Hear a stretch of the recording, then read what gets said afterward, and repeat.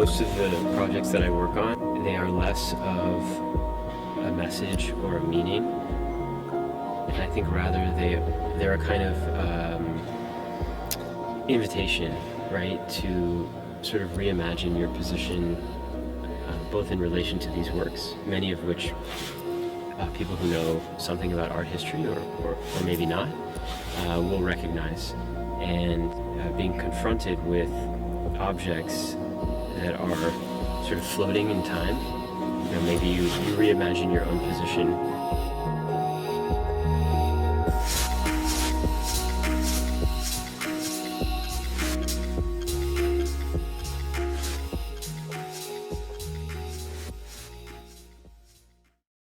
And so these works were three-dimensionally scanned, the smaller version, blown up, 3D printed, and then the erosions were placed in. And in the beginning, I was really trying to capture some of the quality that exists in these works between the reflective sort of feeling of growth in the actual crystals and the matte quality of the rest of the works.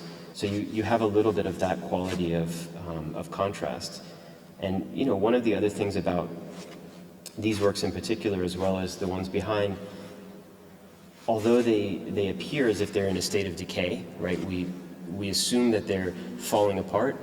They're also made of materials that we culturally associate with growth, right? Crystal is something that we know forms over millennia. So the works present in their materiality this idea that they could either be falling apart or growing together to some sort of completion in the future. Well, I've used this Pericles many times. I mean, the story behind it maybe is interesting. For me, a lot of them are just aesthetic, right? So I liked the character of this version, and it's actually the painting that's in the back on the left here is a version of that work multiplied in scale, presented in some future context where people, you know, might be discovering it. When I came here, I guess it was end of 2019, I did not have painting in mind at that time. In fact, I hadn't really painted consistently in almost 10 years. And it was really during the lockdown in New York where I couldn't go to the studio. You know, there were restrictions.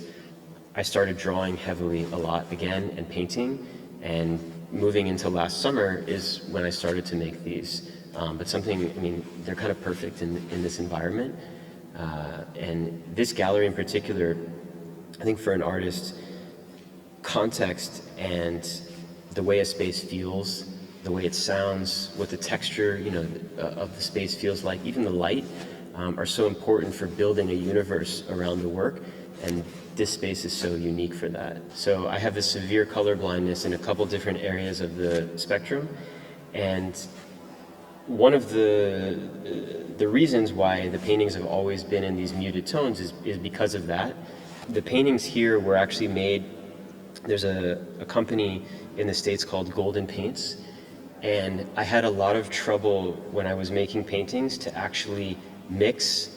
I could do a part of a painting and then returning to it the next day and trying to match the tonality, the color, proved extremely difficult, especially in different lighting conditions. And so Golden actually pre-mixed all of these paints for me in a full gradient. So there's 12 different colors, or 12 different tones, each in the same universe. So I know when I go back to number 6 that it is what it is. Early in my career, when I graduated school, I was fortunate to meet Merce Cunningham, who was a modern American dance choreographer, probably one of the most important of the 20th century. And he had a way of collaborating in which he would make the dance, a musician would make the score, and an artist would do the stage design. But none of them would know what the other one was doing. It was an idea to sort of remove his own taste out of the work. So he could pick the artist, but he would allow them to do whatever they wanted. And that really introduced the idea to me that collaboration across discipline could benefit the work. And in some ways, you know, I'm having this collaboration across time with all of the original creators of these works as well.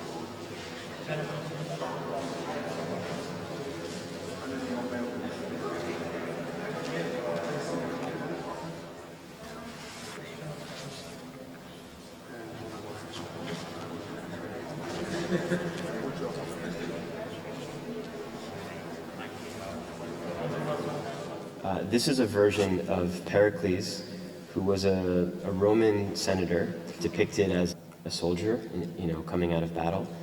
So we are familiar with this idea of a patina of these works that recall something ancient. These works are completely patinaed, all done by hand with a torch, a Tiffany green patina, and then the crystal areas are all hand polished back to reveal the smooth bronze.